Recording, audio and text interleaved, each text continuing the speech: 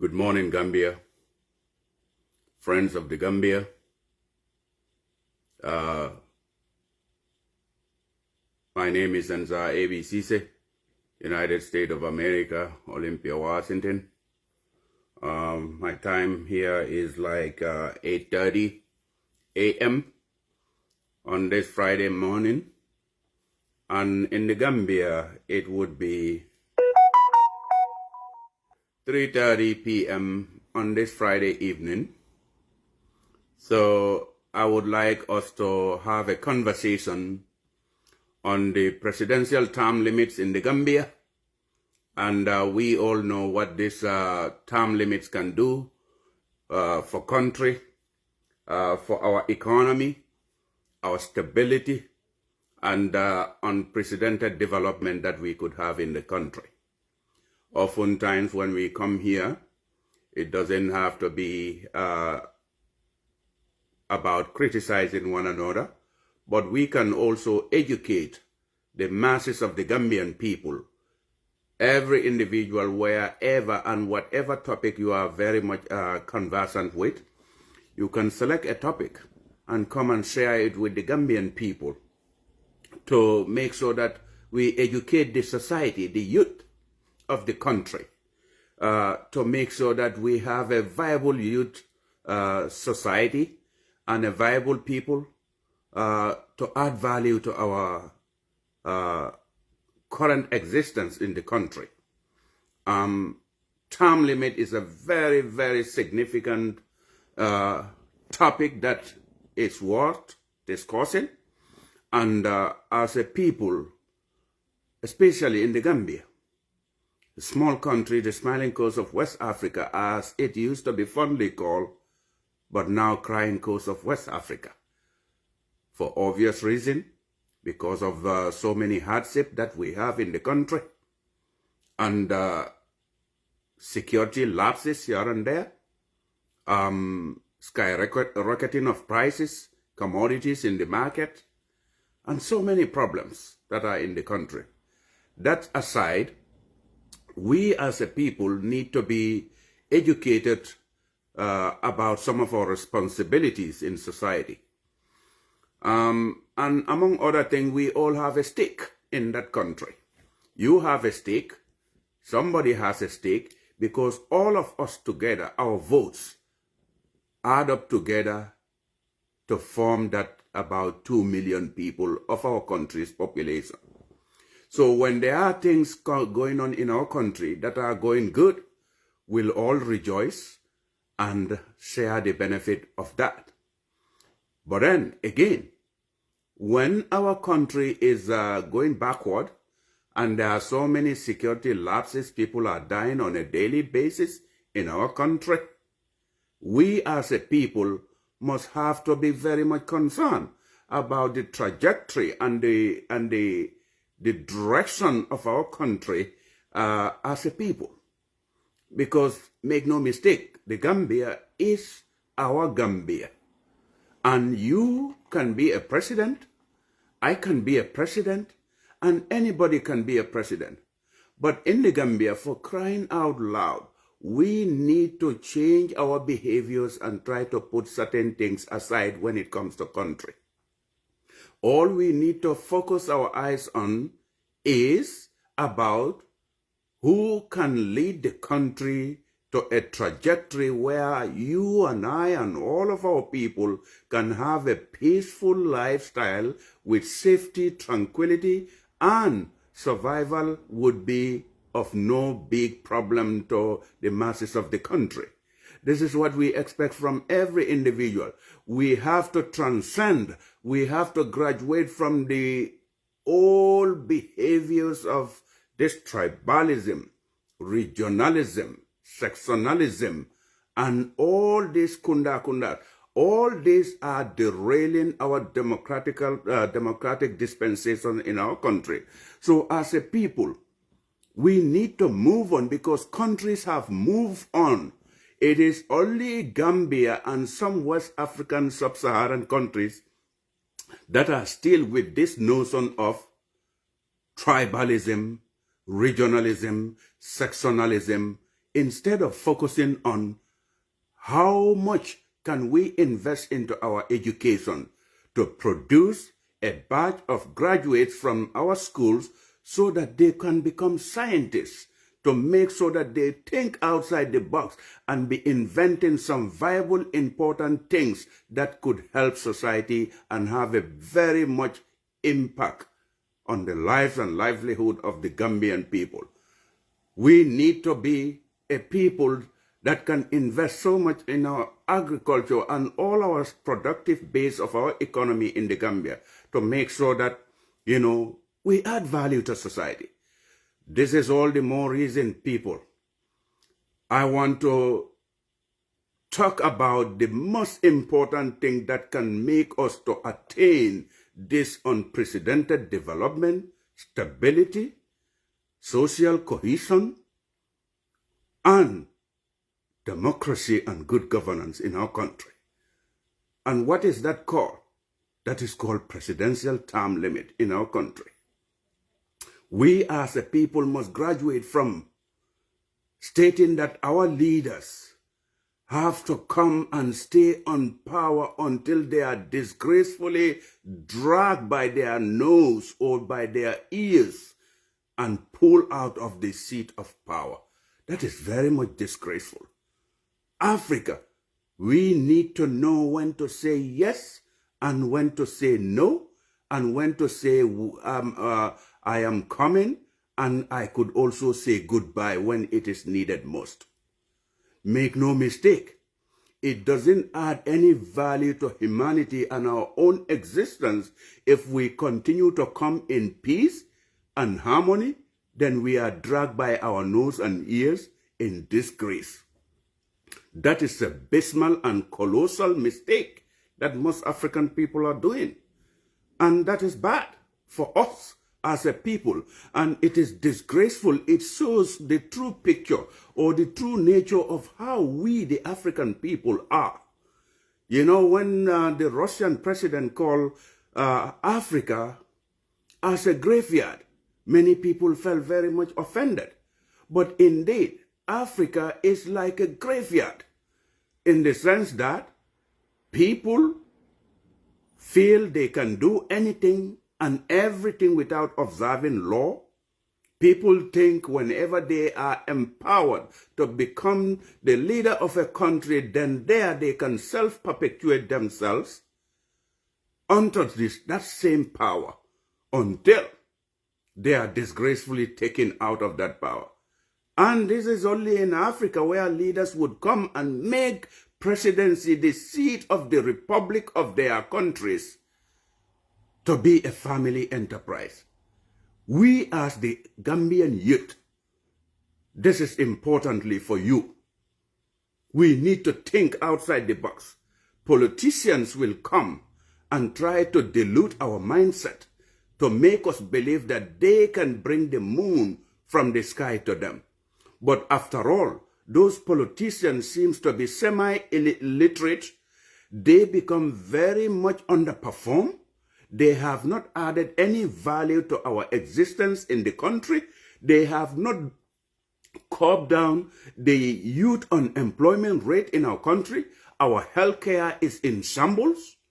So, fellow Gambians and friends of the Gambia, this is a pertinent topic that you and I and all of us together can have a real conversation to sit down and think that if you can become a president, if I can become a president, if your uncle can become a president, why do we insist leaving one person into presidency until they are disgracefully dragged out of that seat? So, the main answer to that, to curb all of this problem, is the presidential term limit. And when we talk about the presidential term limit here, it is importantly, the term limit can facilitate democratization in Africa and help push semi-authoritarian countries towards democracy by handicapping incumbents and increasing the chances of democratic turnover from one party to another. This presidential term limit can do this because the incumbents that we have come to power, they would consolidate themselves, and that is the time they think that, you know, instead of going serving for 2 terms, let me just be there as and make this institution as my father's entity or my father's inheritance, to be there continuously as if we do not have any prolific and intelligent people to run the affairs of that country. That is a gross mistake. That is losing so much hope onto the masses of the population of the Gambia, because we need to make sure that when you serve for 2 terms, you need to go. Wherever your development processes and all that you have done stops, somebody would come.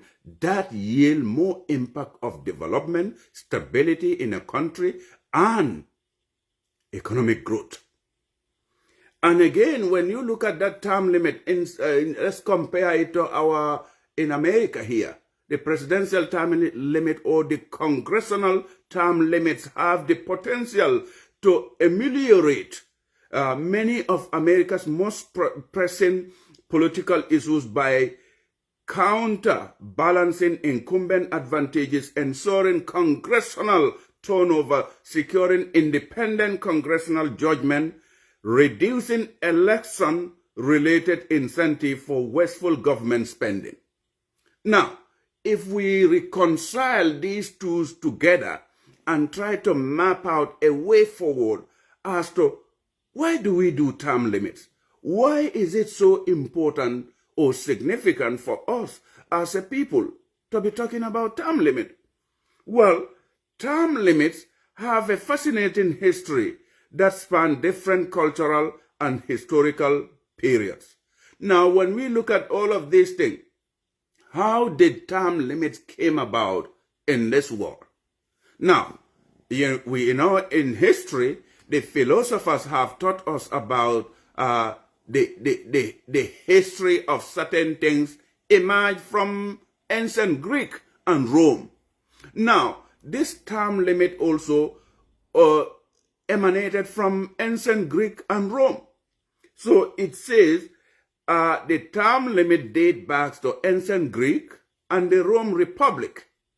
In Athenian democracy, many office holders were limited to a single term. Council members could serve a maximum of 2 terms, while the position of strategos, that was a military leader, had no specific term limit. So it started saying that the Greeks and Romans believed that periodic changes in leadership were beneficial for good governance. And indeed, it was very good for good governance, because also you can see not only it will grow the economy, it can bring a new breed of people, new ideas, and as well as it can stabilize your economy and bring social cohesion in your institution or a country in this case. Now, another historical phenomena about this term limit came from the United States here, where I'm living. So, the U.S. initially had no presidential term limits under the Articles of Confederation. So, there was a president of the Continental Congress, but it wasn't a chief executive position. So, the Constitutional Convention of 1789 crafted a new constitution which was less democratic than the Articles.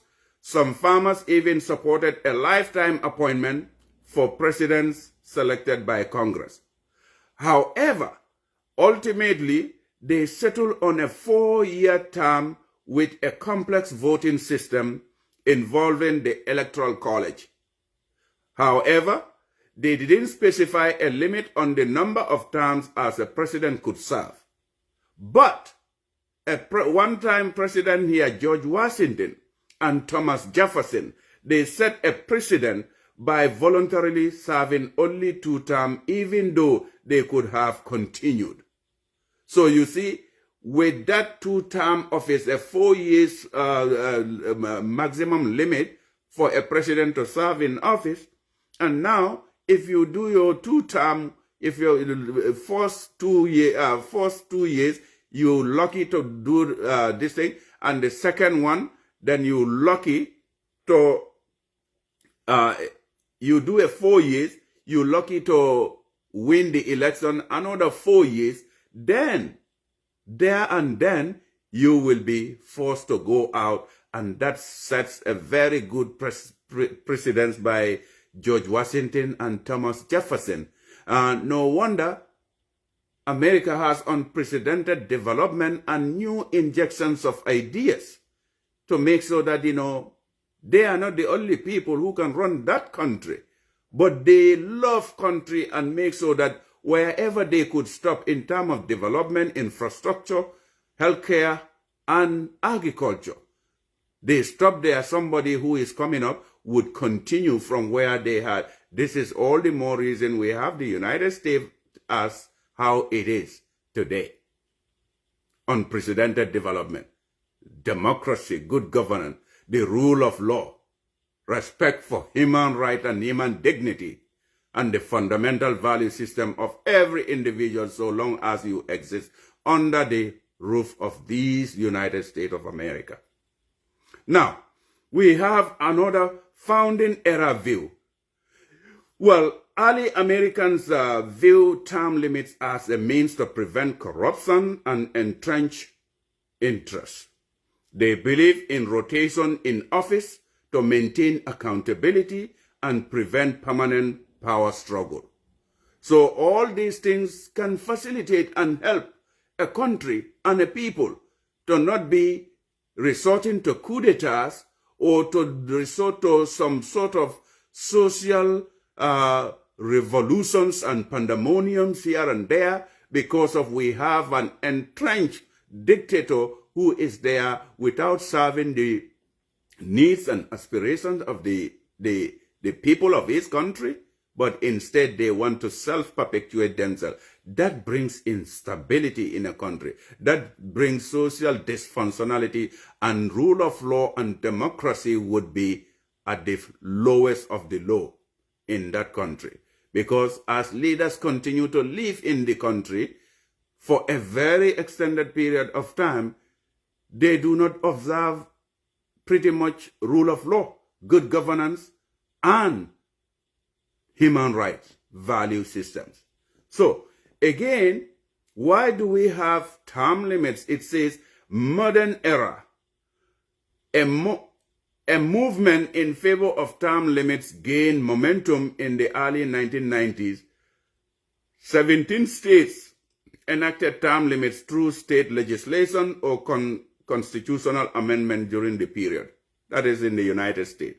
So, in summary, what we are trying to tell you here is term limits have a rich historical context, emphasizing the balance between continuity and fresh leadership in democratic system. And this is what everyone should follow. Now, how does the term limit work? It will, in many countries, there are differences as to how this thing would work in your country. But if we would relate ourselves to my country called the Gambia, if we should have a term limit there, that would be very significant because we do have elections every 5 years. 2 term limits would be 10 years. 10 good years, folks? You think somebody is serving for 10 years, that's not still enough, and they want to continue as if there is no male child or female child in that country? So we need development. We need new ideas, new breed of people who can come with innovation skills, trying to lead our country to make sure that, okay, you have been trying for far too long, nothing has changed. We need another new breed of person to come to be our leader. Because make no mistake, when disaster comes, we all share it together. when our markets are not stable, we all share it together, and it's not even funny. We can look at the current predicament in there. The skyrocketing of prices in our country. We all facing the brunt of that hardship today, regardless of whether you are in political party A or political party B.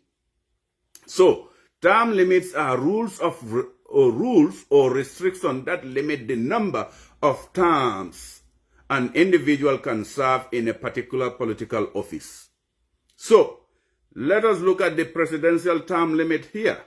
In many countries, including the United States, presidents are subject to term limits. For example, the U.S. president can serve a maximum of 2 terms, each lasting 4 years. After serving 2 terms, they are ineligible for re-election. So if the U.S. is able to set a precedent for that if you serve for 8 good years, no matter what you do in the country, you have to step aside, somebody else come. That's why they were able to garner so much unprecedented development and respect for rule of law and good governance in the world. These limits prevent the concentration of power and encourage democratic turnover. That is what exactly it does. Now, the legislative term limits are also there. In some countries, they impose term limits on legislatures, that is the member of parliament or Congress. For example, or for instance, a senator or representative may be allowed to serve a certain number of terms, that is 2 or 3 terms, depending on how they serve, whether you are a legislator or you are a member of parliament or a House of Representatives. After reaching the limit, they must step down or run for a different office. This is what we expect to also be in Africa, especially in my country called the Gambia.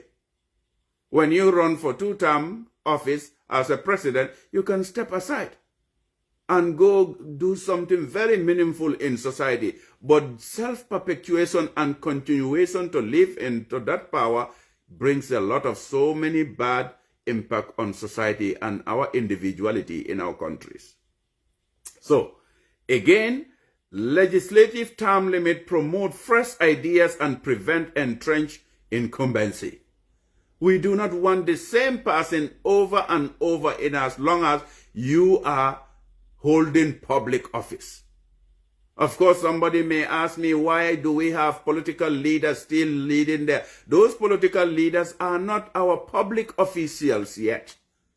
Unless and until it depends on the internal democracy of each individual political party, when you come to power, that is the time we can measure you as a yardstick, whether you have been there to perpetuate yourself or you need to go. Because we have so many different political parties with so many different internal democracies which are very different. So, if you have a political leader, perhaps there are no one who are ready to apply. They have party leadership, and party leadership and presidency are way 2 different things. Somebody can be a very long time serving party leader, like Nelson Mandela. He headed the ANC for the longest time. Nobody say, oh, you must step down, somebody to come in, because he was impacting the life and livelihood of the people in his country. You know? There are so many other areas, like in the case of the United States of America, where the Republicans and the Democrats also do have party leadership here and there. Unless otherwise they want to switch to another person, that's what they choose. But here we are talking about the central government incumbency. That's the presidency. Whoever is there, we need to have a term limit in our constitution by forcing our individual legislators, our National Assembly members, forcing them to go after this bill, to put it into the constitution and make it very much entrenched. entrenched in the sense that no president who will come now or in the future can repeal it. Because we know entrenched clauses would protect fundamental human rights in anywhere in the world. So term limits needs to be entrenched in the Constitution to make it very, very unlikely or impossible to alter or change. Because this is all the more reason we are having problems in Africa and sub-Saharan Africa and so many other countries. Because once you have a term limit, you have a trajectory, you have a system of change where you know that one person will rule for this time, and then that would motivate and inject new breed of leaders to come forward and say, you have done this thing, I will do more than what you did if I become president. So, the local and regional offices also do have term limits. The term limits can also apply to local and regional offices such as mayors, governors, or council members, and similar principles apply. Individual can serve a specific number of terms before being replaced. Benefits of a term limit: preventing authoritarianism by limiting the time in office. Term limits prevents leaders from becoming entrenched autocrats, and also it encouraging competition. New candidates have a chance to compete, leading to more competitive elections. And again, promoting accountability. Incumbents know they have a finite time, which can encourage responsible governance. See, when you have a term limit, not only you become very much careful, but you become also very transparent in the sense that because you know that your time is, the clock is ticking, by the time you are there, people would be probing into what you have done, good or bad, in this place. At the end of the day, you become very much transparent, and as such, there would be a forceful good governance responsibility on you. Otherwise, you will face the brunt of the law in your country. And again, with a term limit, it avoids dynasties, like reduce the likelihood of political dynasties. Like you want to be there forever as if you are a king or a queen, or you want to make it look like it is a family property where you'll be there for the rest of your life, and probably, when you come out, maybe your son would take after you, or your brother, or your wife. We should not do that. That is so shameful. We are not king. Our country has never been a kingdom where one person must have to stay there for the very longest time. Because all of these things have ramification in our country. Like I said, Gambia is a very small country. If we respect ourselves and value system, we can develop that country in no time, where everybody would be true to themselves and try to do right by themselves and the positions they occupy. So again, term limits would also avoid criticisms of term limit, because if we have a set document in our constitution that say the Gambia's constitutional term limit is 10 years. You serve for 5 years, you run for a re-election. If you were lucky to win again, you finish that, you're gone. Nobody would sit down and criticize anybody of saying that, oh, we need to have time limit here and there. But all of these things, we should have a discussion among ourselves within our quarters. Not merely saying it, we need to write about it, to tell our National Assembly members to bring a bill to Parliament. Nobody should try to vote it down, simply because, whereas even when you have a majority in Parliament, all what we need to look for is for country in the future. Trying to safeguard the realities of our generations yet unborn. We put a legacy in our constitution that would say that, okay, there is a proper, smooth transfer of power to say that you serve for 5, 10 years, you need to go. Then possibly in 40 years, we may have about, 40 presidents, 10, 10, 10, 10. 40 years, 40 president. That would be unprecedented development if they do right by the Gambian people. So it will avoid criticism of term limit. Some argue that term limits restrict voters' choices and prevent experienced leaders from continuing their work. That's the assumption of some people. Critics claim that voters should decide whether to re-elect a candidate rather than imposing arbitrary limits. But all of these things have different ramifications, because regardless of whether the leader is doing exceptionally well in that country, that is not any proof or yardstick to tell us that that person needs to continue.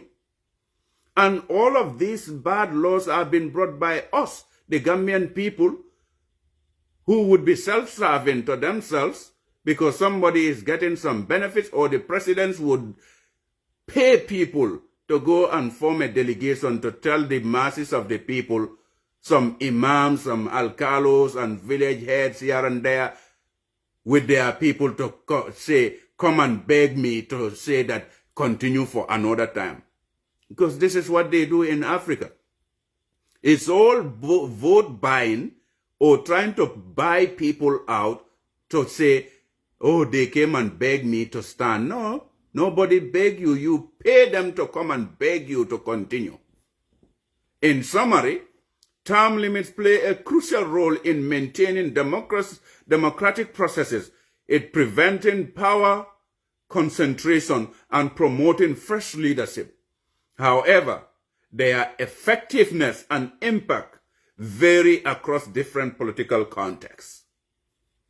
And these are things that we need to be talking about every day. Term limits for African leaders and linked to stability. Now, if you look at this data, I got this one that I'm coming to talk about here from African Center for Strategic Study.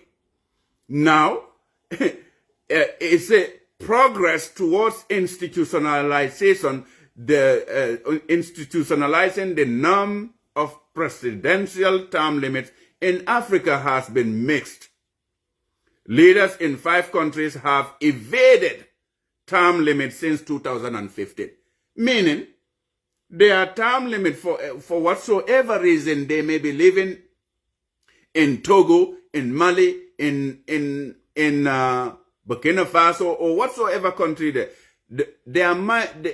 leaders in 5 of those countries have evaded the term limit, meaning that they arbitrarily violated their constitution, either amended to self-perpetuate themselves on power, or they continue to be coup d'etat in the process. So, if those 5 people are able to do that since 2015, bringing the number of countries lacking term limits to 18 countries in Africa. In contrast, about 21 African countries have upheld presidential term limits. So looking at the whole of Africa, 21 countries, and when you look at all those 21 countries, look at their economy, look at their democracy, look at their citizens as a people, because you will see that they become more happier, they become more stable as a people when they uphold the democratical dispensation and the principle of term limits in their country. So those 21 countries would be different from the 5 countries, or another 21 African countries have upheld term limits, which I said, and an additional 15 now have such term limits on their book. Additional 15 to 21, that gives us about 36 countries have term limits in their book, meaning they have it enacted as a law, entrenched clause in the Constitution. Meaning nobody can repeal that. And even if you want to repeal it, that's going to be like moving mountains, because that will endanger peaceful and a peaceful coexistence and good governance in those countries. So, in turn, the wide-ranging implications of all of this, of the 21 African countries that have upheld term limits, the executive office holder have been in power for 4 years on average. That is, you stay there for 4 years, you win election, you won re-election, then you go back and get elected, maybe you continue. But if you are in office for one term, you can even be voted out depending on your performance level for the people of that country. If you underperform, there is no need to leave you there.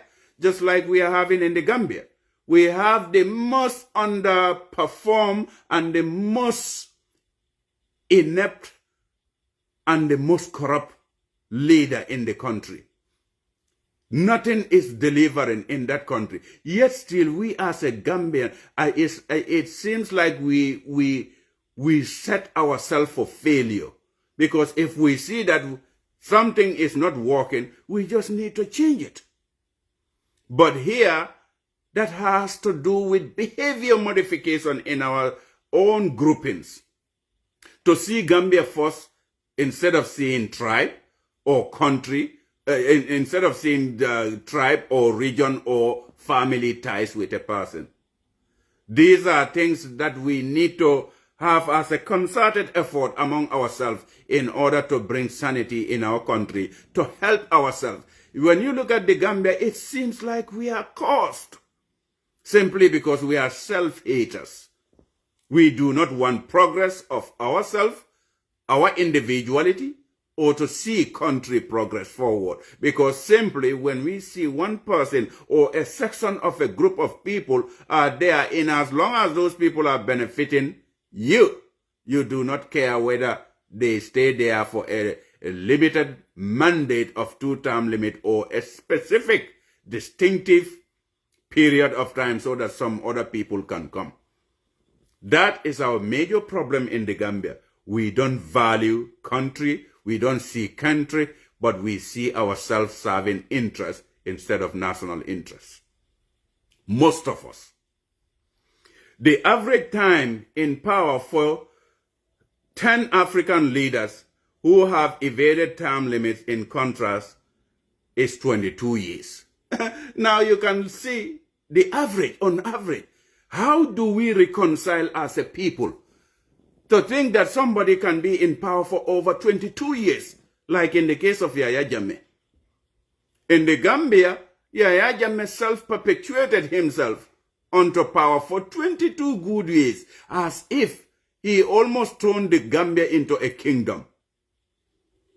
Folks, this is no good for us, and it's not good for our kids who are growing up.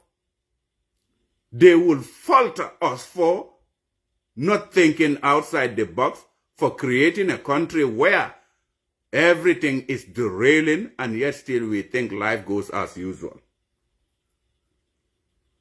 Now, countries lacking term limits tend to be more unstable.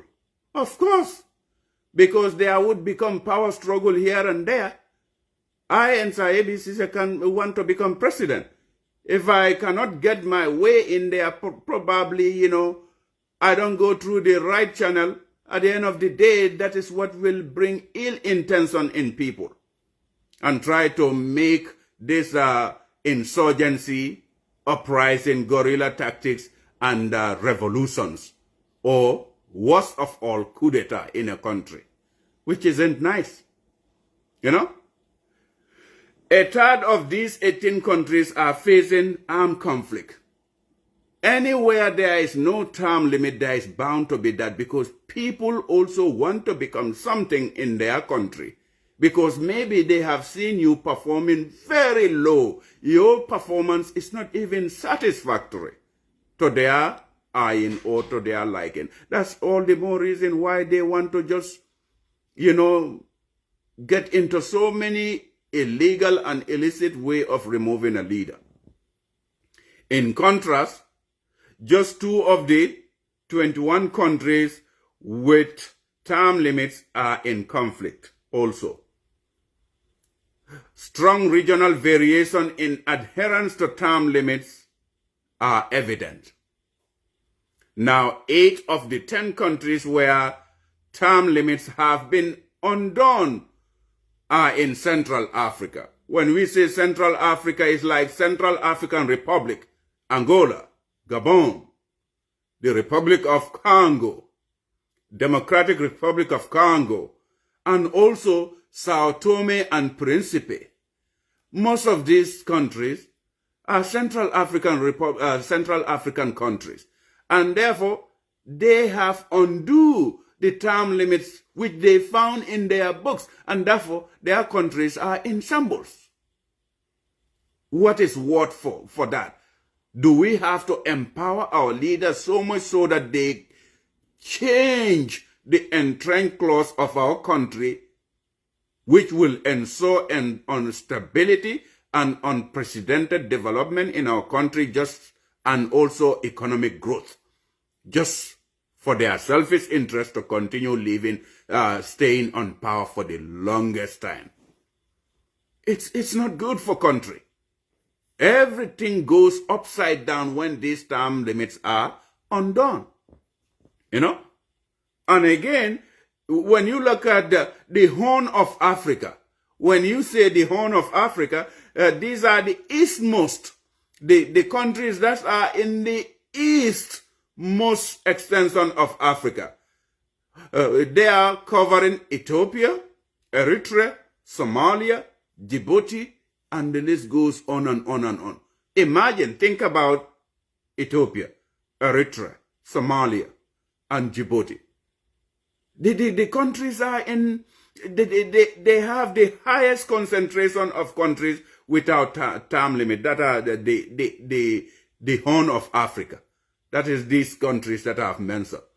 And when they have highest concentration of no term limit, there is bound to be chaos, pandemonium, rebellion, and coup d'etats in those regions.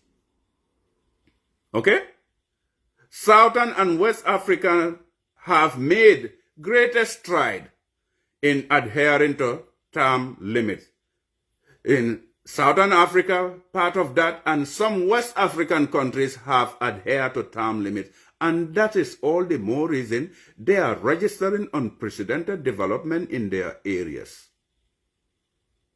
But unlike other countries that do not want to have term limit or try to remove or repeal the term limit from their constitution, they always have problems.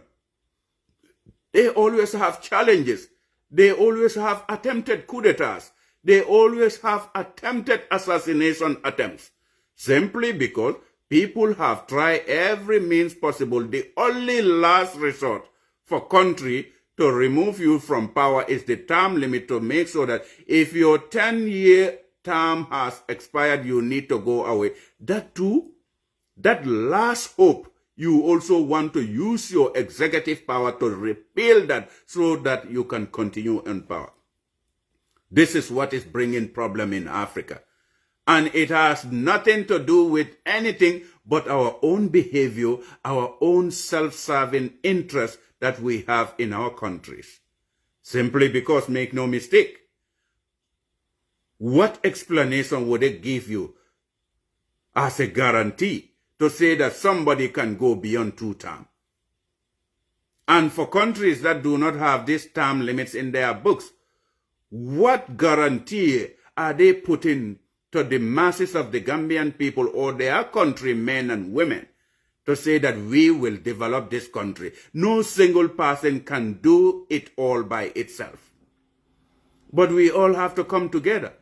In doing that, you must come to a realization to believe that now your time is up and you need to pack up and go. But rather, do not be forced by temptation to stay onto power until you are disgracefully removed. Some leaders in some countries are put before a tribunal with all the good things they have done for their country. One day they become the worst enemies of their own country, just simply because they do not want to respect term limits, because they want to make such institutions as their father's enterprise or an organization that belongs to them. And country is not an organization. It is an all-inclusive thing which at which we all have a stake. And having a stake, we all need to put our ideas to make sure that how we drive that country to reach to the promised land. While clearly fragile term limits status are now in place for most of countries in North Africa. So some North African countries do have term limits. And we're going to be looking at the constitutional term limit for African leaders. Now, when we look at this, you can see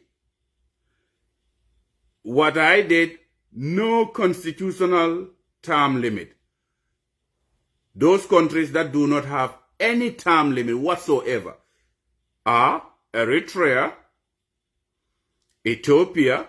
Number one, in Ethiopia, you can see in Ethiopia, the executive authority largely rests with the office of the Prime Minister, which does not face restriction on tenure of office or term of office. That is Ethiopia. You know? The Gambia, where there is no term limit, Gambia falls under those countries. Lesotho, also you look at Lesotho, again, there is no tenure of office because they also have a prime minister. You know? Ethiopia and Lesotho are all the same. Morocco, the same thing. No term limit in Morocco. How are they telling us that? Because in Morocco, executive authority rests with a monarch. You want to rule forever? How is that possible? Even in UK, it's unacceptable. How do they allow such people to reach at that level to make themselves monarch? So meaning succession to the throne would be within family lineage. You telling me that is not democracy? That needs to be looked at properly. That's not development. You know?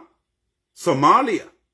We know Somalian people has been, most of them, piracy. Trying to hijack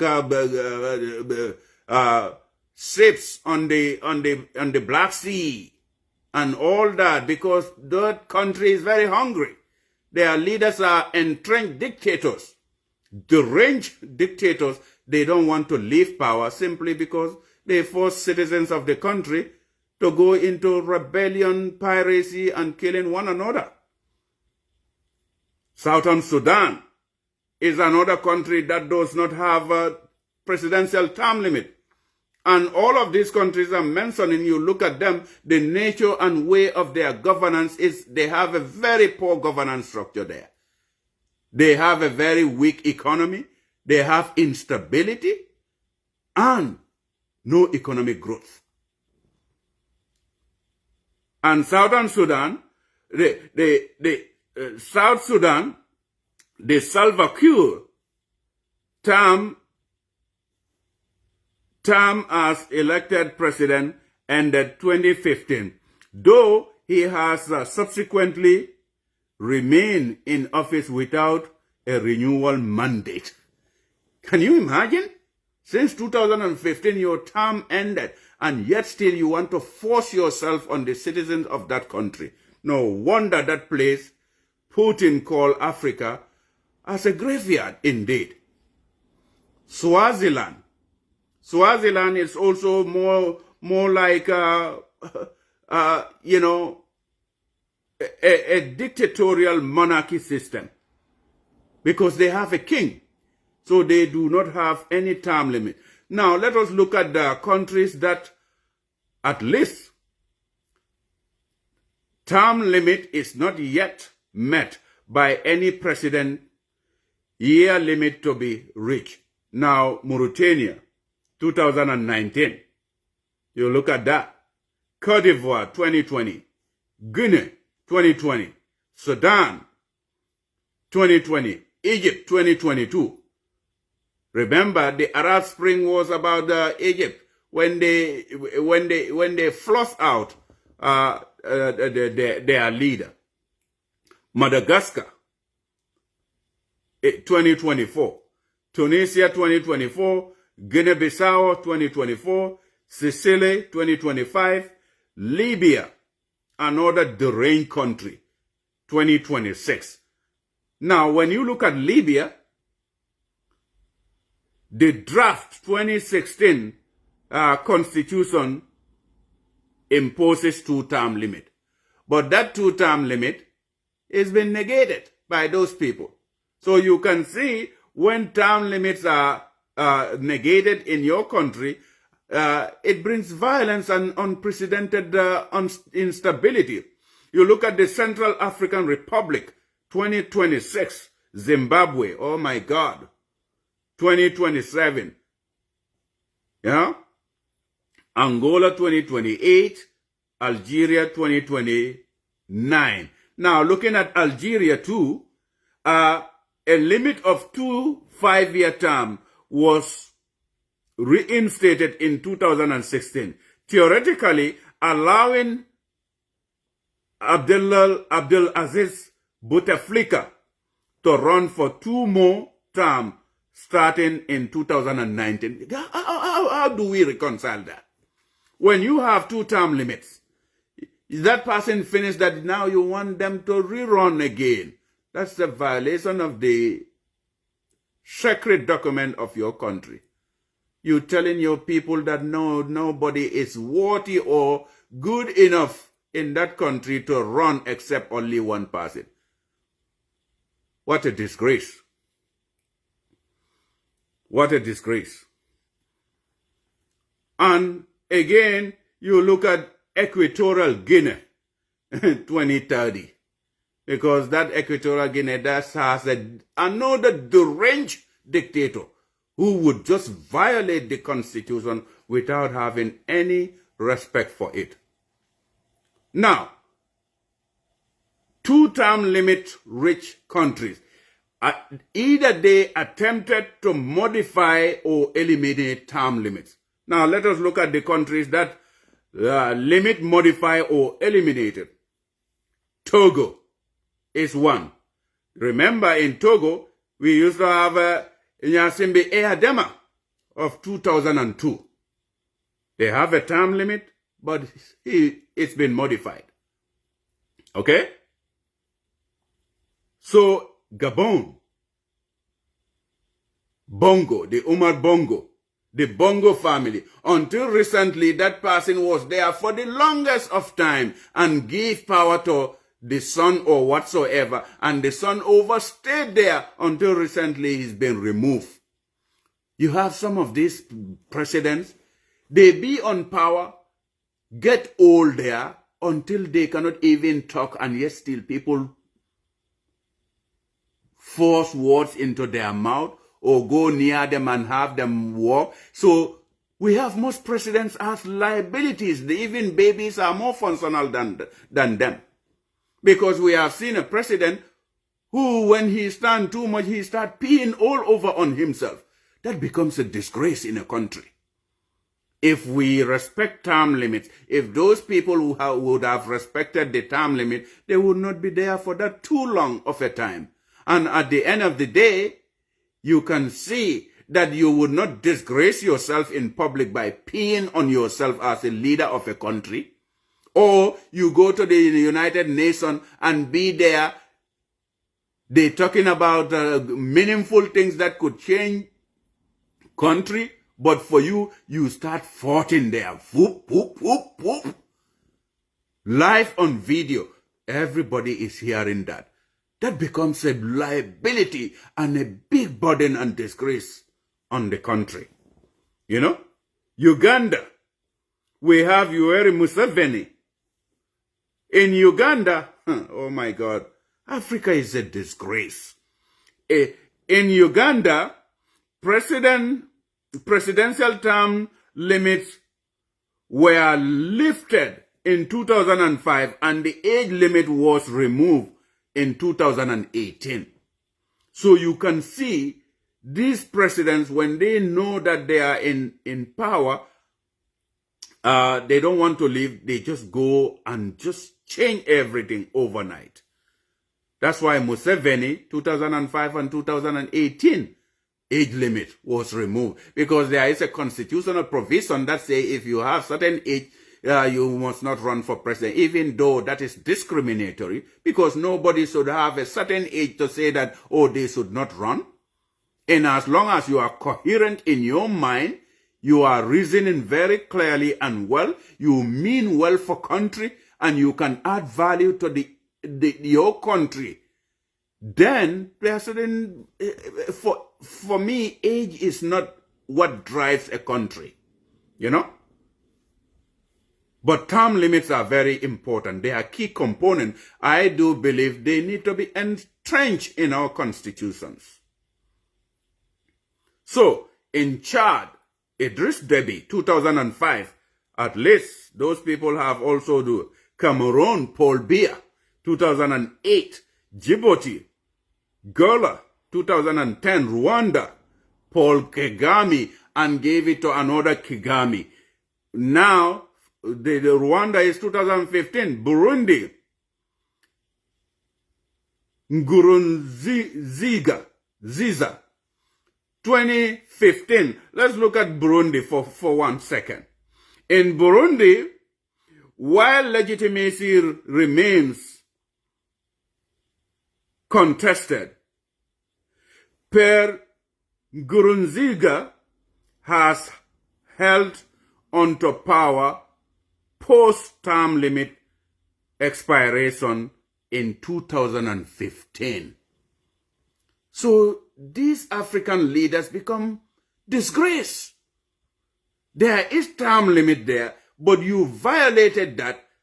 Since after that 2-term limit, you continue to live there. You become an illegitimate president, even though you consider yourself winning elections, because you coup d'etat the constitutional provision that says there should be term limits in a country. It's as simple as that. So, Republic of Congo, Denis Sassou Nguesso, 2015. And DRC, Democratic Republic of Congo, Laurent Kabila. Let us look at DRC for a second.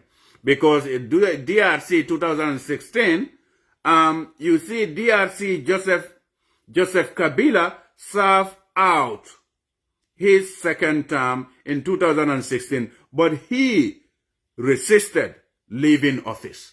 Can you imagine? There is already term limit in there. They have a 2-term limit. Your term of office expires, you don't want to go. The closest example I want to give you, in 2012, in Senegal, Abdoulaye Wade wanted to breach that term limit provision in Senegal, but the people of Senegal stood and said, hell broke loose. We will all die, but you gotta go. So term limits needs to be respected. Again, just recently, in 2024, Macky Sall, a devil incarnation, Lucifer himself, wanted to overthrow the country by negating on the 2-term limit. Instead of him going, he wants to impose himself on the people of Senegal. again, for the second time, the people of Senegal say, we will all die, but not third term here. And he respected it. So, most of the countries in Africa, some of them do have term limit. And in Central Africa, like I said, they have term limit, but they impose themselves on their leaders, on their people, just because they have power to do so. You know? At the end of the day, that's not good. But the Senegalese have proven their leaders wrong 2 times. Abdoulaye Wade attempted it. They say no to him. Macky Sall, a devil, Lucifer himself, attempted to overthrow the constitution of 2 term limit. Because when these things are given a way out, it sets a very bad precedent in a country.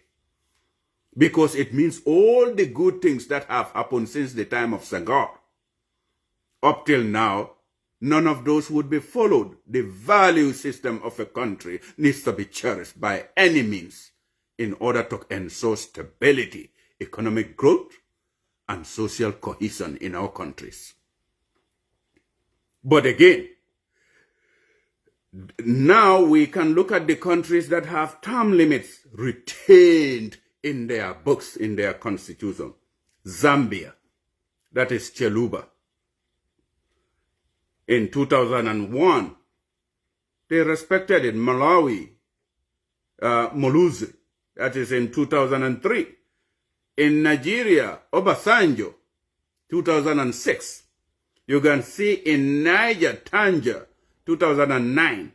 Senegal, Wade, 2012. Wade left office 2012, but he did not leave office by his own accord. His 2 term of office expired, but he wanted to run for 3rd term. Senegalese people say no. By virtue of that, they have credited President Wade to say that he has respected the 2 term limit in the constitution.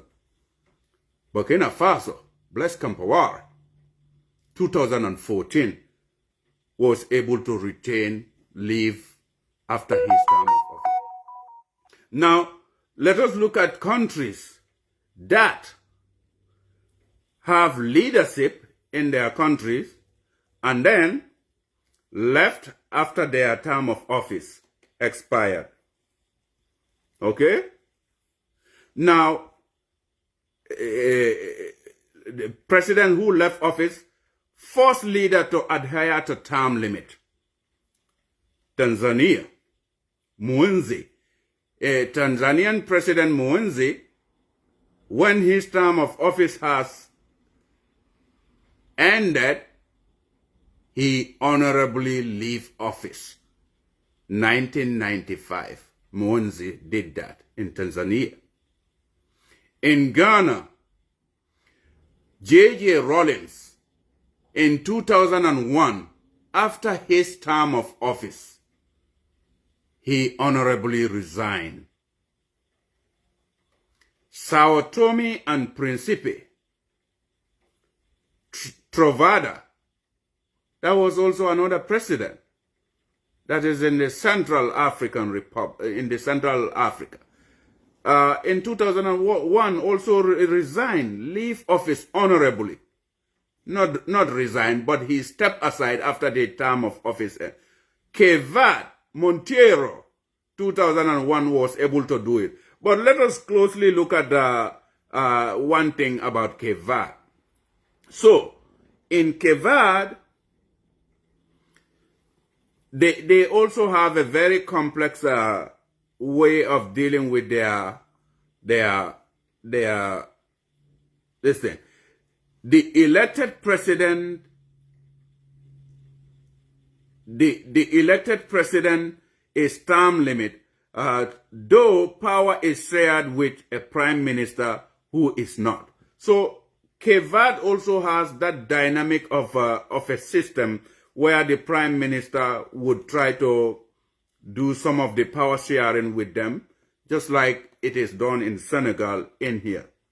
But again, like I was saying, these were leaders who consistently respected the rule of law at the end of their term limit, were able to live honorably. And Kenya is part of that. Daniel Arap Moi in 2002. Mozambique, Kizenzano, also lived in 2005. Benin, Matthew Kereku, also left office 2006. The Comoros, Ansomana, also lived 2006. Sierra Leone, Ahmed Tijan Kaba, also left office after his term of office in 2007. Botswana, Mogae. We have Mogae, who left office in 2008. South Africa, Thabo Mbeki, was also honorably stepped aside for good elections to take place for the new leader to be sworn in 2008. Namibia also did that. Namibia, of all people, Pohamba, of 2015, when their term expired, they just stepped aside. In Liberia, Ellen Johnson Sirleaf, who mediated to flush Yahya Jammeh out of the Gambia, also honorably stepped aside in 2018 when her 2 terms of office expired. So by and large, Gambians and friends of the Gambia and other listeners, what we are trying to portray here is there is nothing quite like term limit, rule of law, good governance, and economic growth in a country. And all of this cannot be possible if we do not have proper structures that we want to believe in. Because we do have countries with term limits. Let us just go over it real quick. Algeria do have term limits. They have a president, and they have two 5-year terms as per the 2016 constitutional reform. Angola do also have 2 5-year terms following the 2021 constitutional reform. You look at Benin also do have 2 term limits established since 1956 constitutional reform. But some of these countries, they do have term limits, like I mentioned to you, but then their leaders continue to impose themselves on them and onto the country to continue living in there, which is a colossal mistake. It's not cool. Botswana do have 2 term limits implemented since 1996 constitutional reform. Burundi, 2 7-term limits as per the 2018 constitution reform.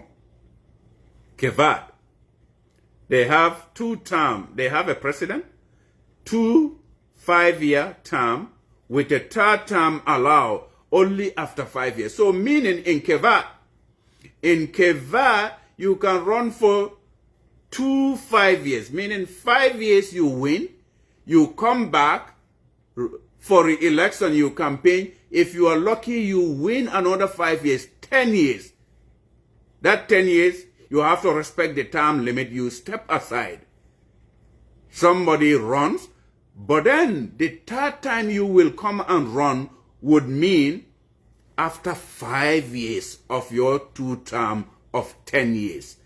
So, meaning at the 15th year, which you want to run for another 3rd term, you would have to maybe face to face with the incumbent, because at that time there would be an incumbent president, a new president. So you might want to come back. If you had done very good for the country within those 10 years, probably they will rehire you to become the president of their country. But then they have to respect the 2 5-year term with a 3rd term allowed after 5 years. Comoros. In the Comoros, they also have president. 2 5-year term following the 2019 constitutional reform. Côte d'Ivoire, which we call Ivory Coast, they also have 2 5-year term established since 2016 constitution reform. And you look at the Democratic Republic of Congo, they have a president, 2 5-year term as per the 2005 constitution reform referendum. Republic of Congo now, they have a president, they have 3 5-year term, DRC, 3 5-year term, following the 2015 constitution reform. If that is their constitution, at least they still have a term limit. If you serve for 5 years and 5 years and 5 years, then you need to get out of there. Further continuing yourself to perpetuate unto the people of your country, then that would mean disservice to country. Djibouti do have 2 terms. Djibouti has a president. They have unlimited 5-year term since 2010 constitution reform. You can see Djibouti, no wonder there would be too big of a problem in there. Unlimited. How do we reconcile that? How do people of the National Assembly or parliamentarian go sit down and make such laws? That is gross violation of the limitation of certain individual in the country who cannot run for office, because you have no clause in the constitution that will limit the power of that presidency for people to come and run. In Egypt, they also have a president. They have 2 6-year terms as per the 2019 constitutional referendum. Equatorial Guinea, they have a president which have 2 7-year terms established since the 2011 constitution reform. But you can see, after this 2 7-year term, meaning 7 years you win, another 7 years you win, you need to step aside, but they refuse. They continue to go in there. So that makes it really bad. And that makes it to be called iron fist countries, in the sense that these are leaders who would not respect the rule of law and the constitutional provision of term limits in their country. Eswatini, that is used to be called Swaziland. Swaziland, they have a king. So no set term. Hereditary succession, which is a abysmal negation of democracy, just like in UK. Because if you have a king, meaning nobody would have that power to become, to occupy that seat. Instead, they would create some other position like prime minister or so that people can vie for that. But this other one is only set aside for a certain family. Gross violation of democracy and rule of law. So the prime minister, even the prime minister has unlimited 5-year term since 2005 constitutional reform. So it becomes a very much colossal and cumbersome form of democracy in those kind of countries. Ethiopia, they have a president, 2 6-year term, following the 1987 constitutional reform. And again, like I said, they have a prime minister that does not have no term limit in Ethiopia. So you can see, friends of the Gambia, fellow Gambians, these term limits play a crucial role in maintaining democratic processes, preventing power concentration, and promoting fresh leadership. However, their effectiveness and impact vary across different political contexts.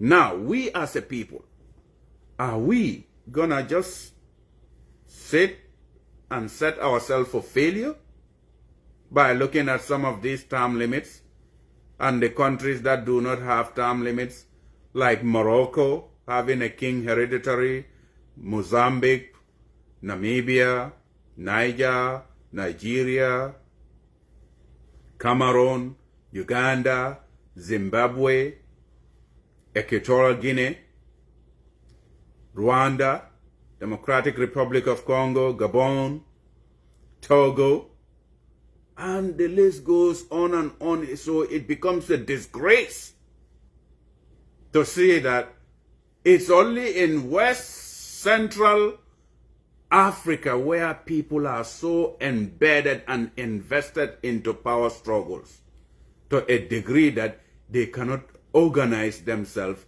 and be like, hey, we need to have a law that would limit some of these powers so that everybody can have a fair share of equal distribution and equity in the country that we all so selfishly cherish. It's important to note that the absence of term limits can have implications for governance, democratic processes, and political stability.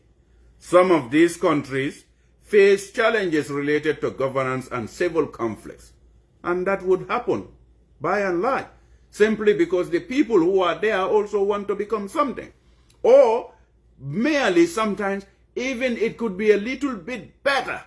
If you being the head of state, you are doing too good and you are registering unprecedented development for your people, then if you want to stay in there, it has to be marked by a constitutional provision.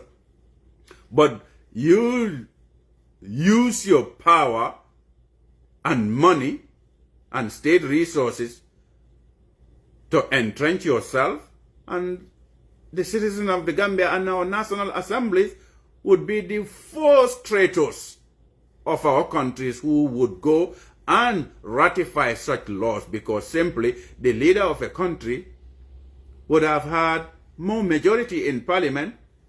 And you know, term limits needs to be entrenched clauses, because entrenched clauses you cannot have a simple majority. That would be a vast fundamental changes that you would do, because entrenched clauses, they protect fundamental human rights. Those no one can change. It cannot be changed by a simple majority in parliament. So if we have that, at the end of the day, our countries would move forward. And the benefits of these term limits, we all know. Preventing authoritarianism by limiting the time in office. Term limits prevent leaders from becoming entrenched autocrats. Fresh leaders ensure a healthy turnover and prevent the concentration of power. That's what's always going to happen. Encouraging competition. New candidates can have a chance to compete for political positions. That is what we need. To know that, you know, you would be going in 10 years. As for Mr. Adama Barrow, he is left with almost two years with very much underperformance. So Gambians don't need to vote him in anymore, because he's become more of a liability in the Gambia than a person who is impacting meaningful change into the country. These are the real facts. Hate Adama or you like him, he is the most inefficient leader the Africa has ever registered, because of his limitation in the know-how of how to run a modern state, his inability to carefully craft himself to bring development to the doorstep, even though we have unlimited resources that came into that country. This is the one president that has almost everything and anything on a silver platter. And monies and funding were coming into the country. But what has ended up happening in the country? Those people responsible in the judicious utilization of resources into their own self-serving interests and family benefits. And the president of our country, Mr. Adama Barrow, having the inability to go after those corrupt people, prosecute them for the entire Gambia to clap for him, he doesn't want to do it. Instead, those people who are corrupt or doing corrupt practices, Mr. Adama Barrow will either rhetorically clap for you and say, hey, I need to promote you, go to the foreign service because you have done good in another way around. I'm not saying that, but rhetorically, if somebody does bad, you move the person from one unit to another, we can say for certainty that you are promoting bad behavior in our country. And that is what Mr. Adama Barrow has continued to do. And our kids are saying this, thinking that bad behavior is a good new normal in the Gambia.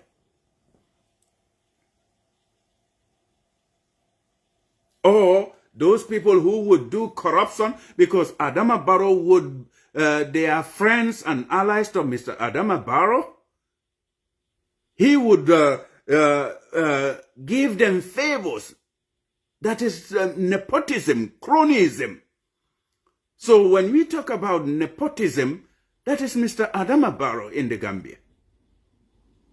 Adama Barrow has not set good precedent for our country, where there are set laws in the country, where the general order, the civil service code of conduct are there. Most of these civil servants and cabinet ministers would flout these laws and nothing comes out of it.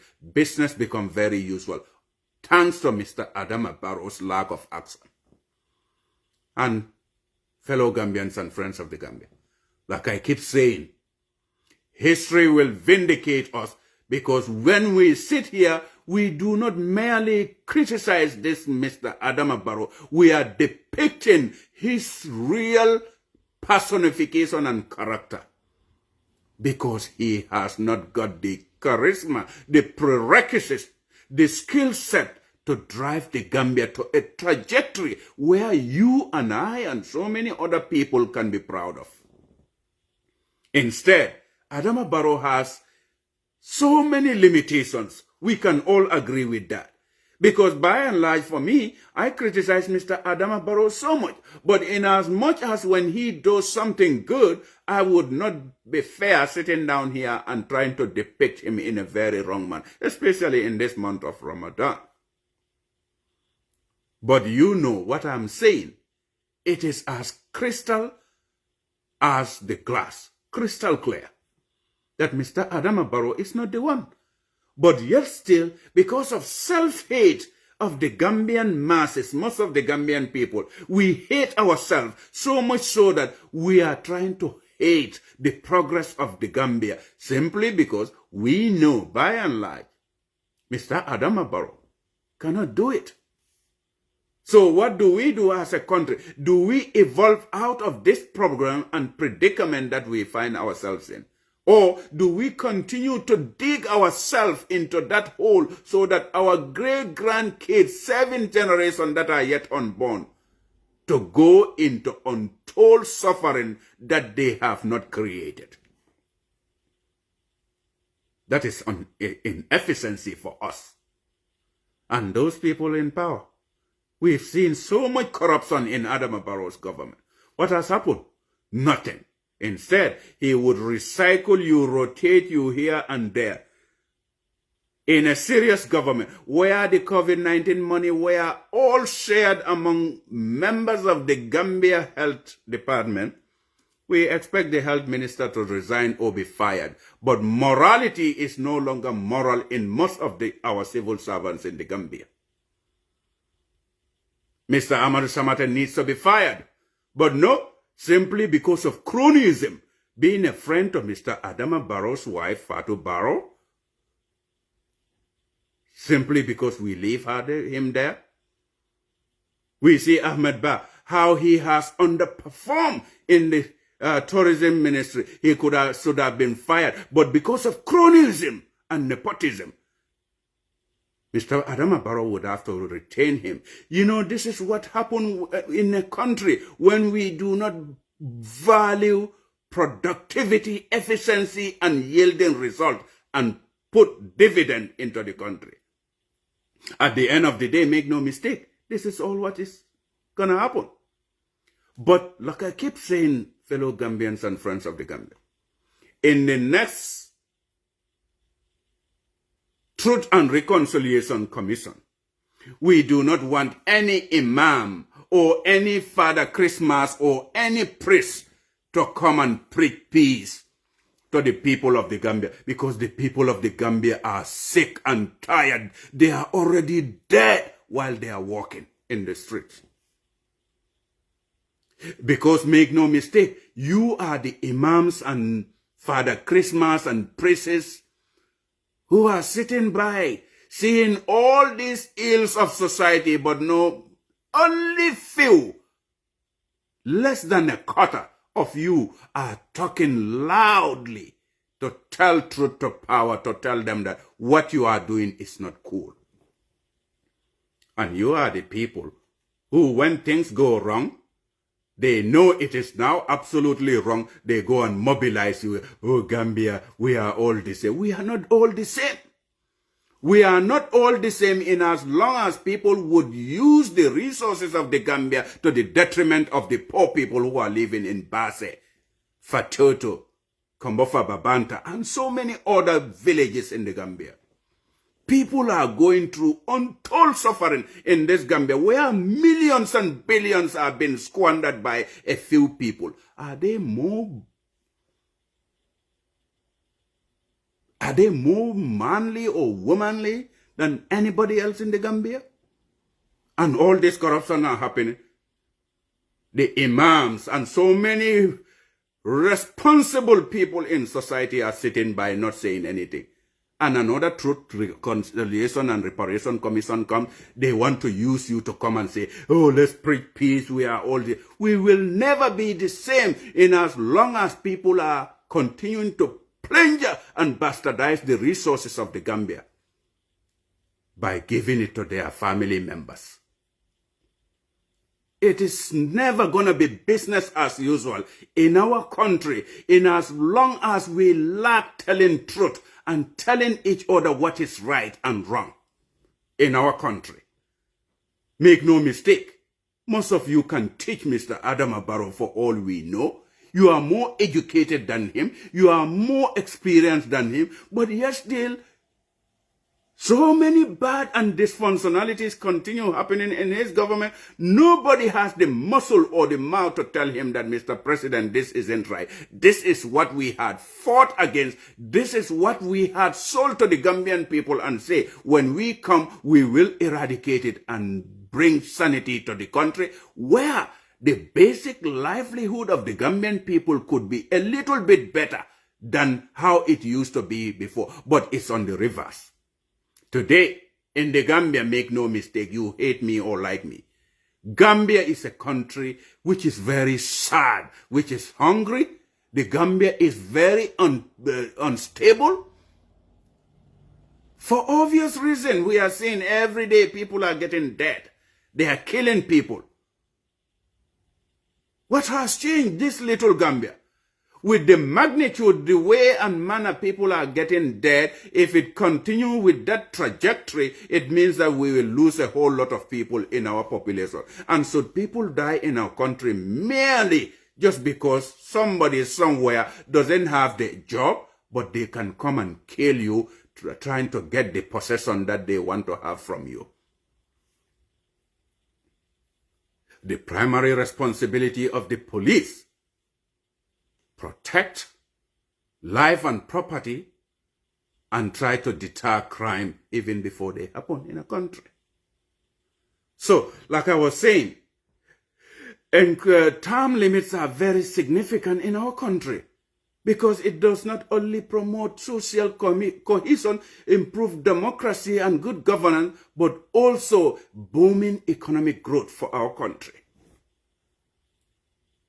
We need to have a conversation among ourselves to try to tell each other and force our National Assembly members to entrench this term limit. All this FGM and all the other bullshit that people are talking about, those, as far as I'm concerned, they are a non-issue.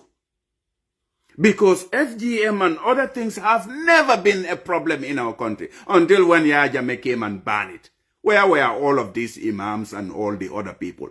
When Yahya Jammeh was there, ban it. Why we knew, some people are saying Imam Fatih. Yes, Imam Fati has spoken about FGM. But when Yahya Jammeh banned the FGM, why didn't he mobilize people to go and protest outside to stop the FGM? You know, Gambia, we can only be truth tellers or liars. Imam Fati has spoken, yes. But did he mobilize people to say, go and say, Yahya Jammeh, no, we will protest, and here and there? Why didn't he do that until now? So these FGM issues are supposed to be non-issue in our country.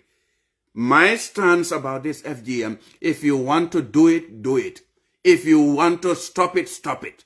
At the end of the day, it doesn't affect anything in our society. And I have a good conversation with the people. I say, those Ngansimbas, the female circumcisers who are doing this kind of thing, let them train them to give them enhanced methods of trying to do if they really think that this is affecting the girl child. And in fact, like I said, I'm not going to waste my time on this.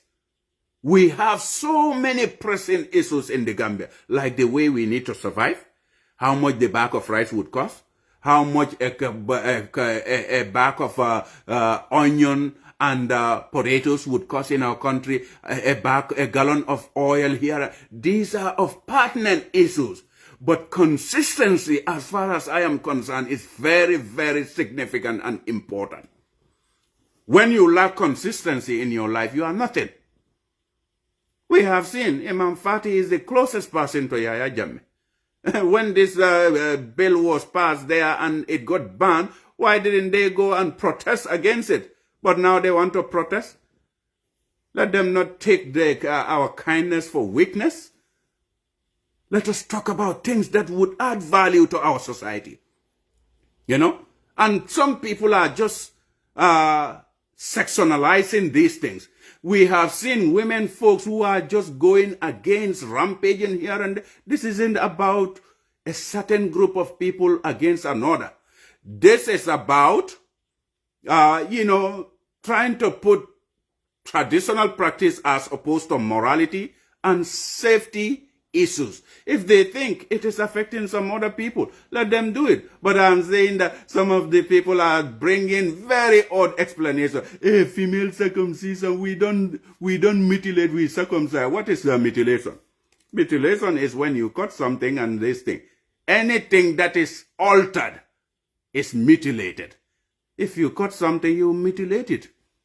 Mutilation and circumcision, they are all the same. But that is a non-starter as far as I'm concerned. I am more focusing on things that will yield dividend and add value to society. In the sense that things that I've just said would add value to our country.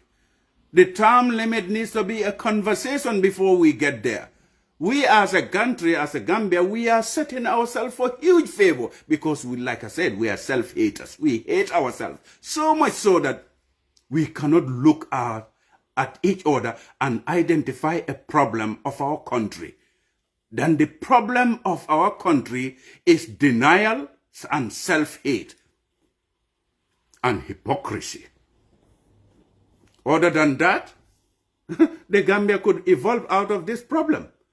Because we have a leader who cannot do it. And without, if a leader who is trying to entrench himself, who never expected he could have become a leader of a country, is trying to consolidate and bind people all over. That is corruption as well. So Mr. Adama Barrow would be prosecuted for so many different violations ranging from corruption, inaction, abuses of law and authority in our country. It is very obvious. When it comes to Mr. Adama Barrow, law doesn't apply. The law applies to Mr. Adama Barrow in as long as it is favoring him. And that's no country. Mr. Adama Barrow's parents don't own the Gambia. You know, we all have a stake in that country. And all of the educated people cannot sound their mind. I don't see any value that Mamadou Sabal can add to that country after lying to Gambian people for several times. He should even be ashamed of himself. And I have not seen any value that Ismaila Ceesay can add to the Adama Barrow government. Adama Barrow needs people who are very sincere, honest, can tell him the truth when he gets it wrong, regardless of whether he's going to fire them or not. We do not care. But these are people who call themselves educated, but after all, they have no morality, no decency, no consistency. The future of the Gambia is bleak because these are the people who we call youth. And the inconsistency in these two phenomenal youth of the Gambia, Mamadou Sabally, Ismaila Ceesay, I don't just criticize for the sake of criticizing. I see deficiency in both of these people. That is very inconsistent. And it is a cause for concern for the future generation of our country. One of them is a professor to the most reputable institution in our country, the University of the Gambia. Distorting the truth and trying to malign himself with something that he has said and try to juxtapose it upside down. As for Mamadou Sabally, I just cannot fathom. I feel like, that guy is sick. Because somebody who doesn't have an iota of shame, marked by arrogance and self-pride, that person's future is just bleak. Because make no mistake, at the end of the day, how does this guy even live to himself when his audios are just perambulating in the society? Him causing Adama Barrow at the time, and we all still believe that that's the time he was telling the truth. So what has changed overnight? So decency is very important. Morality is important. And we need to also be consistent, because me sitting here, if I speak ill about Mr. Adama Barrow, and those are not true, I'll be accountable for that. This is why when I speak bad about Mr. Adama Barrow, I bring facts and evidences.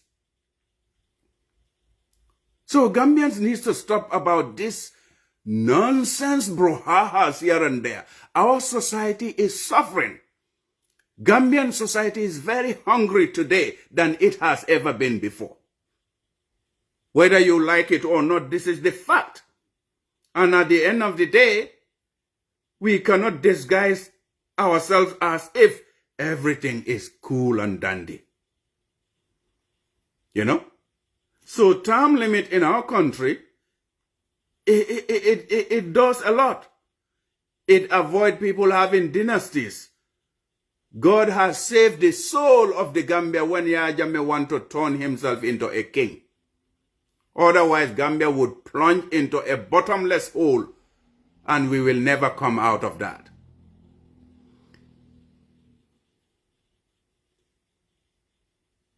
So, term limits would also prevent family-based succession and source diverse pool of leaders. It would give us that. It fosters fresh ideas of people coming into our forefront. Regular turnover allows for new perspective and innovative policies. Leaders with limited term are motivated to make a positive impact quickly. Because you see, like Mr. Adama Barrow, if he is wise enough, in his first term, he knows that there would be 10 years, because now we know Mr. Adama Barrow has 2 more years. So you can see these leaders would try to work very hard and quickly in order to have a positive impact and do unprecedented development in their country. Instead, because they know that their term of office is coming to an end. So this is why other nations are able to develop, because when your term ends, somebody also comes and continues from there. Hello, Umi. Thanks every listeners. Sakunda is here. Umi here. Juma Mubarak as well. So, Term limit also enhance democracy. Term limit contribute to vibrant democratic process. They promote fair competition, transparency, and citizen participation. That is what it does. Because I also want to become a president of the Republic of the Gambia. And I can become a very good president, more than Mr. Adama Barrow, of this country. Everything I have is unmatched to what you have as the leader of your country, Mr. Adama Barrow. I'm more educated than him. I'm more aware. I'm more experienced. I'm more traveled than him. And Mr. Adama Barrow is just missing the mark of what progressive leaders can do for our country. That be kind, be justice, and since you are a poor guy, Mr. Adama Barrow, you came to power, at least we expect you to know the problems of the poor people of the Gambia. But it has become the reverse. That's why in Africa, when you put poor people in power, they forget about the poor. Because all they try to do first is building houses for themselves. Some people go in for more wives and try to plaster their faces here and there. At the end of the day, make no mistake, that they think that, oh my God, this place is so good. Entrenchment becomes. And in that process of entrenching themselves to power, they become dictatorial. So, term limits. Because of term limit, incumbents are less able to use state institutions to manipulate elections or erode the power of rival branches of government and political adversaries. So, term limit, leaders feel more pressure to deliver results and leave the office with a positive legacy. Is Adama Barrow thinking about this? Because you have 2 more years to go, Mr. Adama Barrow. At the end of the day, you have underperformed more than any African president in the country, in this continent. And the Gambians are very sick and tired of you as of now. Simply because your lack of action is costing the Gambian people a lot. In terms of economic growth, in terms of safety, and in terms of our governance structure in the country. Because command responsibility, you are the chief executive officer of the country. In another way around, you are the commander-in-chief of the country. Everything, you are at the apex of the organogram of the Gambia. You have Mr. Adama Barrow at the forefront of the stuff, and then you have your cabinet ministers. If those cabinet ministers fail to deliver, it's the responsibility of the president to act swiftly and boldly to make sure that he fire them and inject into those positions very new breed of people who would add value to society. But the likes of Ahmed Ba, who has pledged the resources of the tourism and now giving land ministry and say, burn the whole forest, continue to steal. That is how sick the Gambia government is. That is how insensitive the Adama Barrow government is. In fact, look at the people who have done more fornication in Adama Barrow's government. Tell me, what consequences did they have? Sirifo Sonko. Sirifo Sonko. Who would have moved Sirifo Sonko, who have abused women in the Gambia? Who have called women all sort of names, not only ordinary women, but somebody's woman. Sleeping with that woman, entirely he become a certified prostitute, called a mayor of Brikama Area Council at the time. Sleeping with his councillor, giving favors to that woman in order to give her trips to overseas. Sirifo was caught red-handed, pants down. But Adama Barrow, what did he do? He promoted him to diplomatic mission. So our diplomatic missions are a dumping ground and a disgrace ground. This is no wonder why you see an ambassador and the deputy ambassador fighting over women, claiming that the deputy ambassador accusing the ambassador of impregnating a woman and aborting the child, the worst crime ever. All under Adama Barrow's government. You see a National Assembly member, Jibimbalo, who pulled his snake out of his pants, talking to a young girl as to how he would defile that girl and try to, instead of making laws into our National Assembly, he is working on women, how to destroy them in. We have seen that. That's Adama Barrow's people. We have seen Lamin Bojang, who put his the anaconda. When you see his penis, you think that it is another monster snake. All of these people are Adama Barrow's people.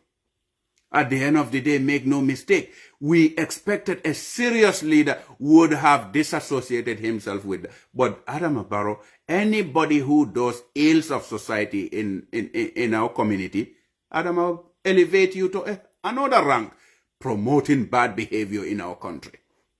And again, Gambian friends of the Gambia. We have seen also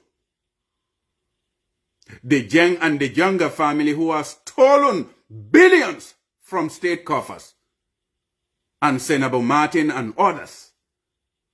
Unprecedented loss of economy in our country. If it were Yajam, those people would be charged for economic crimes.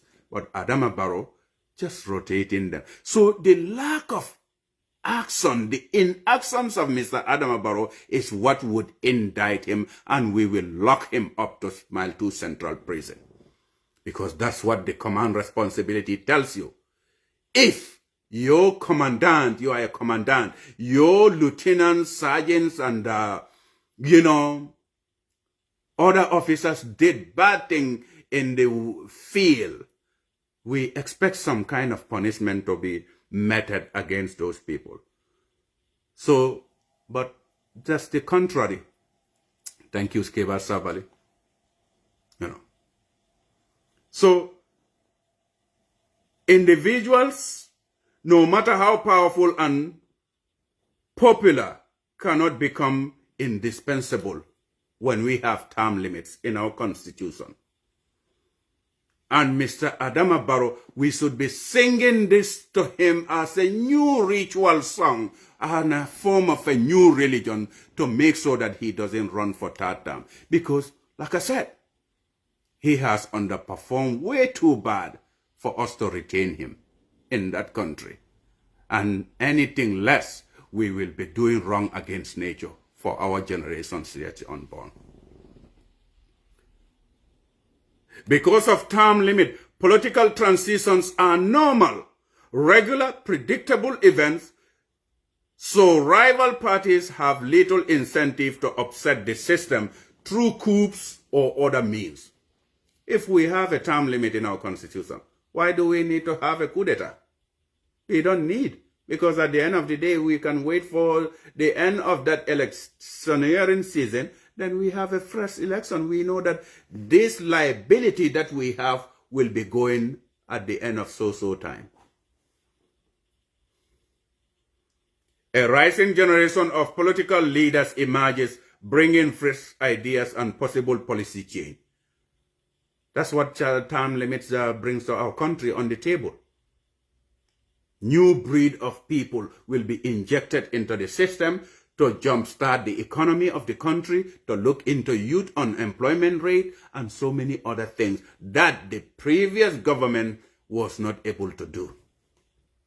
But remember that while term limits have advantages, they also face criticism. Some argue that they restrict voters' choices and prevent experienced leaders from continuing their work. Nobody should be experienced, because the experience that you get need to be transferred to somebody who is not experienced to earn the same experience that you are. So essentially, if somebody does have the experience, he can go. The other new breed of person can come and also try to get experience. Because if you don't give me the opportunity, I will never be experienced. That is my challenge to those kind of people. Ultimately, the effectiveness of term limits depends on the specific context and political culture of each country. So in the Gambia, we as a people need to be serious enough to be able to talk to one another, reason with one another. Let us see country instead of individuality. Let us see country instead of party line. And when we make these laws at the National Assembly, these laws would take precedence over so many things. So making a law that will hinder the life and livelihoods of the Gambians is a disservice to country. It's sin against nature. So we as a people, the optimal length of a leader's term is a topic that sparks lively debate in political circles. Different countries and systems adopt varying approaches. So, if we have a term limit, what can be the advantage of that? A short term like 1 to 2 years. The advantage to that, frequent elections allow for rapid responsiveness to changing circumstances. Leaders remain closely connected to citizens. That's what it does, because they don't want to mess up in their leadership, and as a result, if they do, the citizens will not vote for them. But the challenges to that would be a short term may hinder long-term planning and stability. Constant campaigning can distract from governance. That's true. However it is, mid-term, medium term, 3 to 5 years, let's see, the advantage of that strikes a balance between stability and responsiveness, allows leaders to implement policies and address challenges. But the challenges to that would be, some argue that leaders become complacent or entrenched during medium term. And for the long term, which is like 6+ years, the advantage to that is that it provides stability for long-term projects. Leaders can focus on complex issues without constant re-election pressure. But the challenge to a long-term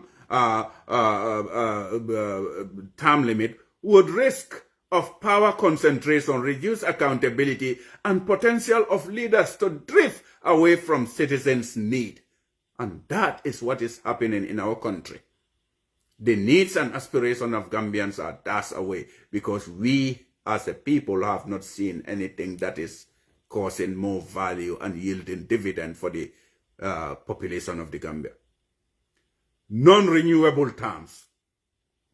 Some countries impose non-renewable term, example, 1 term only. This ensures leadership turnover and prevent incumbency advantage. That is good. Renewable terms. Many democracies allow leaders to seek re-election. This balances continuity with the need for fresh mandates. And all this needs to be happening. Gambia has so many good people with good expertise and knowledge base. But when they go to government, they forget about everything. They cannot tell truth to power. They're just sleeping. At the end of the day, it becomes a very big mistake. Context matters. Consider the country's history, political culture, and specific challenges. For example, post-conflict nations may benefit from longer terms. At the end of the day, there is no one-size-fits-all answers. The ideal term length depends on the unique context, balancing stability, accountability, and democratic vibrancy in a country. So, how would a term limit affect democracy in our country? It will ensure accountability and fair elections. It will ensure prevent authoritarianism. It will encourage fresh ideas. It will reduce corruption in our country, as it is happening, too much of corruption in Adama Barrow government. It will promote civic participation in a country. It will cause balancing of power in a country. In summary, what I'm trying to tell you, friends of the Gambia and Gambians, term limits enhance democracy by promoting fairness, accountability, and vibrant political environment. They prevent the emergence of entrenched elites and encourage a healthy turnover of leadership. But in any good things, there are bad side of it. As far as time is concerned, I am constrained of time. I do hope this message is loud and clear. At the end of the day, like I said, this is not being too personal. When we talk about Gambia, family ties doesn't matter, friendship doesn't matter, but what does matter is the truth, honesty, and integrity that we inject into the minds of the Gambian people, trying to tell them what we think can happen. How do we remove a president from office before their term ends? We can do impeachment for them when they mess up. We can do investigation, articles of impeachment, trial, conviction, or acquittal. We can also do a vote of no confidence on them if they mess up. Recall elections, resignation, health or incapacity. We can remove the president. Military intervention or coup d'etat are all ways you can remove a president before their term ends. Constitutional provision can also remove a president before their term ends. Essentially, remember that the specific process vary by country and legal and political consideration play significant role. It is essential to follow constitutional procedures and uphold the democratic principle when seeking to remove president from office. That's the best thing to do. Can a president be removed from office for any reason? Of course, yes. Impeachment and high crimes, as it happened in so many countries.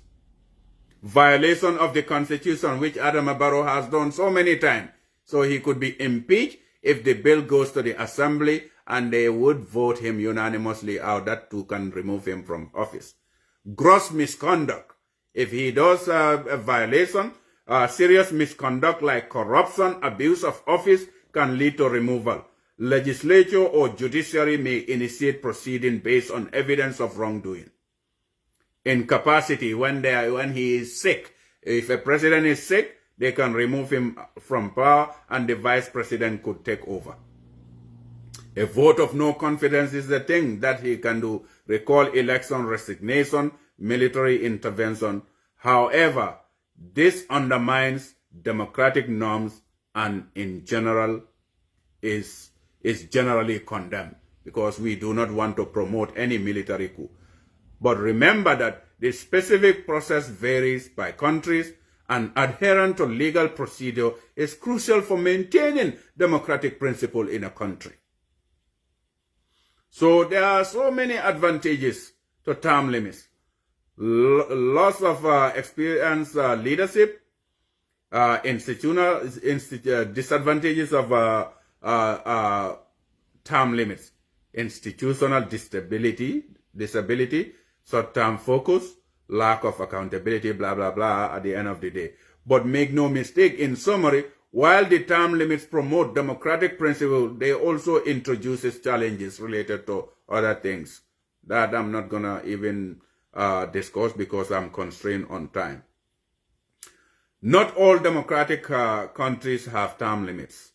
And in that, if a country does not have a term limit, there is bound to be a lot of barriers for development. There is bound to be conflict in that country. In summary, the presence or absence of term limit reflects a complex interplay of historical, cultural, institutional, and pragmatic factors.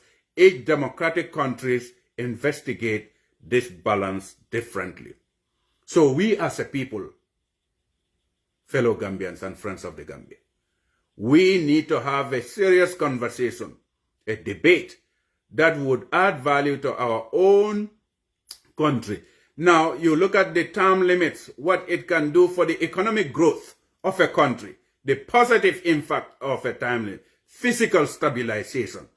It fosters faster economic growth, expand the overall size of the economy, which strengthens the physical condition.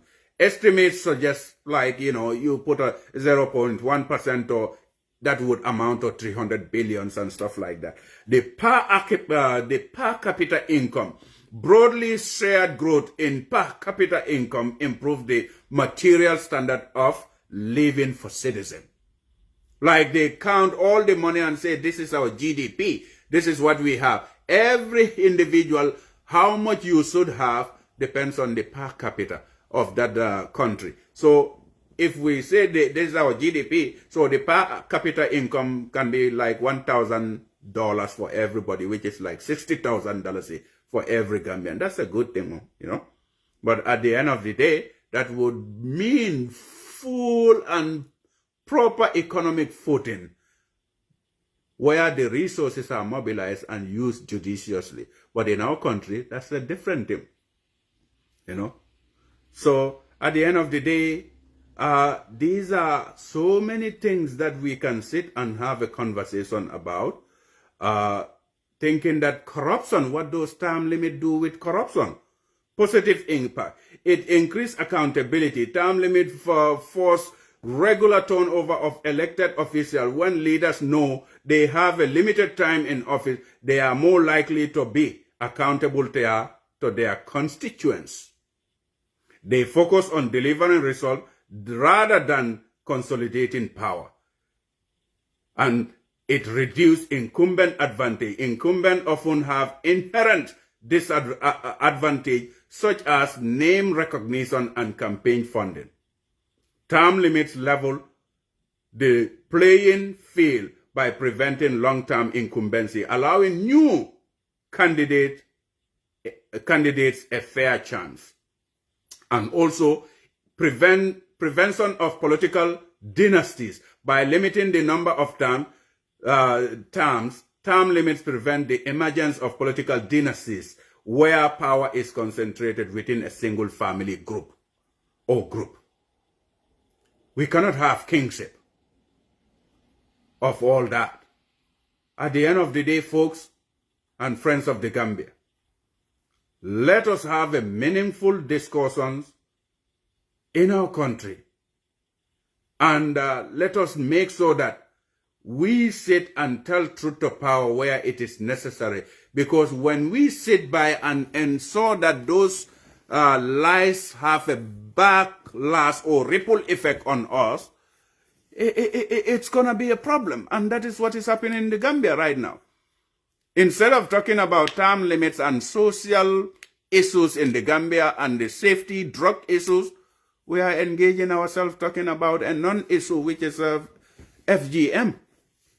Because FGM has never been a big problem to our great-grandparents and stuff like that. Why now and why today? So this is the conversation I have for you.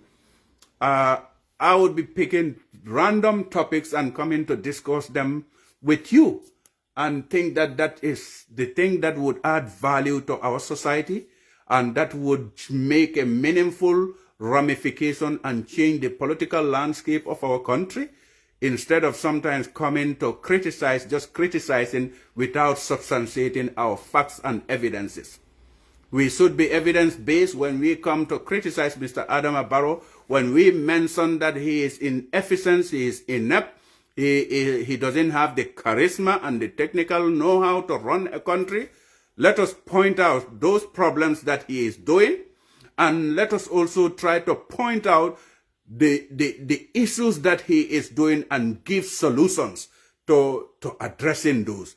But by and large, as far as I'm concerned, I think Mr. Adama Barrow needs to do himself a favor and excuse himself at the end of his 10 years, because that, even right now, we will prosecute him and lock him up at Mile 2 Central Prison because of so many obvious reasons that has happened under his tenure of office.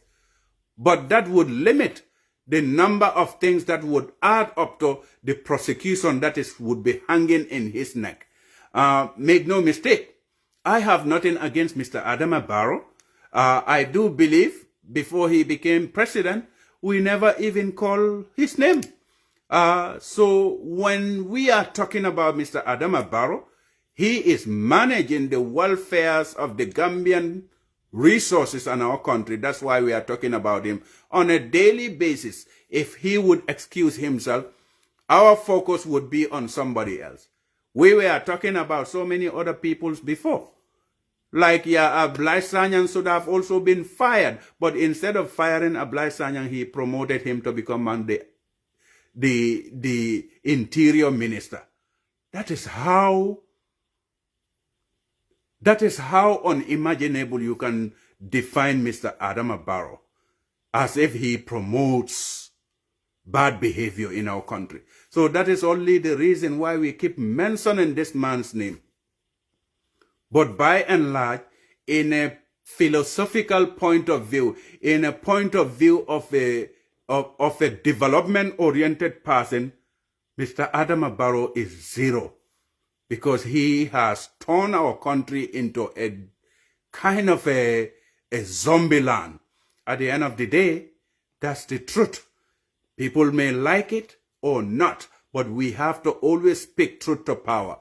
We need to bring sanity into our government to make sure that, you know, the poor people who are in the provinces, how they fare and how they are surviving under this Ramadan and so many other things. So at the end of the day, friends of the Gambia and Gambians, my name is Ensa ABCC, United States of America. Thank you very much for listening and watching. Until I come your way another time, I'll be talking about hate, because I do believe Gambians are self-haters. Most of them are not looking for the interests of the country, but they are self-serving. And then that is a problem for me. Until I come your way, thank you.